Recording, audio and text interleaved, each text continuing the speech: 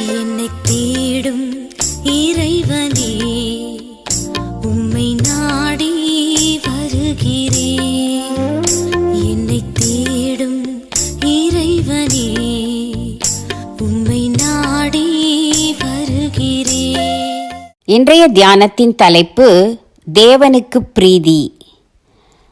வாசிக்க வேண்டிய திருமறை பகுதி சங்கீதம் 19. தேவனுக்கு பிரீதி.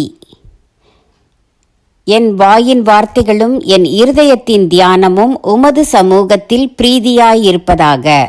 சங்கீதம் 19:14. இது ஓர் உன்னதமான சங்கீதம். முதல் 4 வசனங்கள் தேவனுடைய படைப்பில் உள்ள அவருடைய மகிமையை எடுத்து காட்டுகின்றன. வானங்களும் ஆகாய விரிவும் தேவனுடைய மகிமையையும் அவருடைய வல்ல செயல்களையும் அழகாய் வெளிப்படுத்துகின்றன. நாம் அடுத்த 2 வசனங்களும் சூரியனின், அதாவது தேவனுடைய உன்னதமான படைப்பாகிய சூரியனின் பெருமையை கவிதையாக மிக அழகாக சொல்கிறது. சூரியன் மணவரையிலிருந்து புறப்படுகிற மணவாளனைப் போல் இருக்கிறதாம். தேவனுடைய படைப்பின் வல்லமையை தாவீது தன் கவிதை திறனோடு சுவையாக சொல்கிறார். அடுத்து வரும் 5 வசனங்கள் குறைவற்ற வேதத்தின் பெருமையை, ஆத்துமாவை உயிர்க்கிற வேதத்தின் பெருமையை, பேதையை ஞானியாக்குகிற வேதத்தின் பெருமையை மிக அழகாக சொல்கின்றன. மேலும் வேதத்தின் செம்மையான நியாயங்களை, தூய்மையான கட்டளையை, நீதியை, மதுரத்தை சொல்லி அன்றாடம் அல்லது அடிக்கடி வேதம் வாசிக்கும்படி நம்மை தூண்டுகின்றன. ஏனெனில் அது நம்மை பாவம் செய்யாதபடி எச்சரிக்கிறது.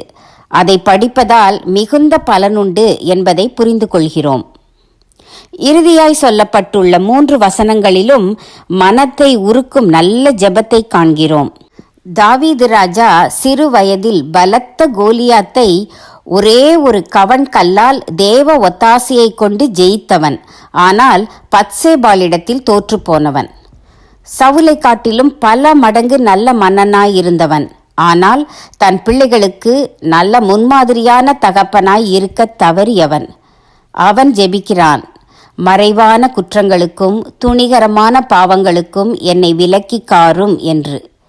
நாம் அதைவிட முக்கியமாக நம் வாயின் வார்த்தைகளுக்காகவும் நம் இருதயத்தின் எண்ணங்களுக்காகவும் நாம் நிமிடந்தோறும் ஜெபிக்க கற்றுக்கொள்கிறோம்.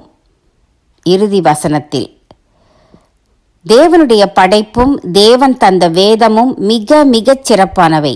அதைவிட நம் பரிசுத்த இருதயம் அவருக்கு சிறந்தது. தேவனுடைய படைப்பும் தேவன் தந்த வேதமும் மிக மிகச் சிறப்பானவை. அதைவிட நம் பரிசுத்த இருதயம் அவருக்கு சிறந்தது.